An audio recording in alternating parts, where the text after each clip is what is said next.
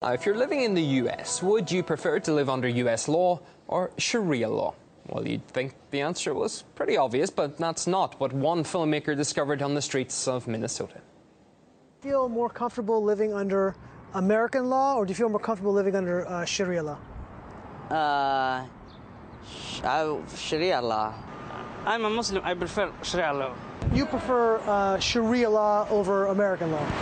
Of course, yeah. Of course, yeah. Would you prefer to live in America or prefer to live in Somalia? For me, I think it's Somalia.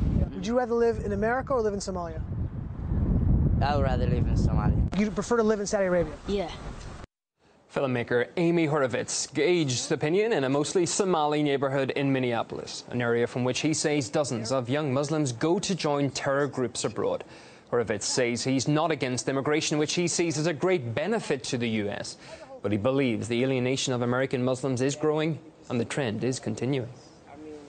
These people are, for the most part, either born in the United States or they grew up in the United States. What you find among the Muslim immigrants in Europe and the United States is that the first and second generation are more radical than their parents. They're actually not only not integrating as time goes on, as generations come by, but there's a larger alienation as more time goes by. I'm not Americanized. I just speak fluent, and I'm, you know what I mean, I'm articulate, and I can articulate what I'm trying to say, you know what I mean? That's about it. But other than that, I mean, as far as my culture and my preferences and everything, it's still Somali. And the fact that the vast majority of young people who I asked would rather live in Somalia or in Saudi Arabia as opposed to the United States, it blew me away. So there's something about this pool of immigrants that has become very, very problematic for our country and for Western countries in general.